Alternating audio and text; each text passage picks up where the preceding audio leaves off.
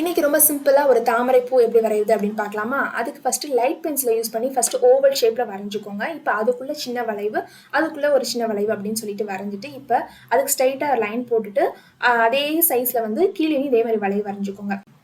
So இந்த லைன்ஸ்குள்ள தான் நம்ம தாமரைப்பூ வரைய போறோம். ஸோ ஃபர்ஸ்ட் சென்டர்லேருந்து ஸ்டார்ட் பண்ணலாம். சென்டர்ல வரையக்கூடிய இதழ் வந்து பார்த்தீங்கன்னா, ஃப்ரண்ட்லேருந்து பார்க்குறப்ப அது ஃபுல்லா தெரியும் இல்லையா? அதனால அது மட்டும் சர்க்கிள் ஷேப்ல மாரி வரைஞ்சுட்டு, அத சுத்தி இருக்கிறது எல்லாமே இது மாரி அது ஹாஃப் மட்டும் தெரியிற மாரி வரைஞ்சுக்கோங்க.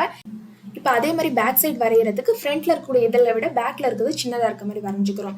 இப்போ அதோட கீழ்ப்பகுதி வரைகிறதுக்கும் அதே மாதிரி தான். ஸோ சென்டர்லேருந்து அதோட எட்ஜ் வரைக்கும் வரைகிறோம்.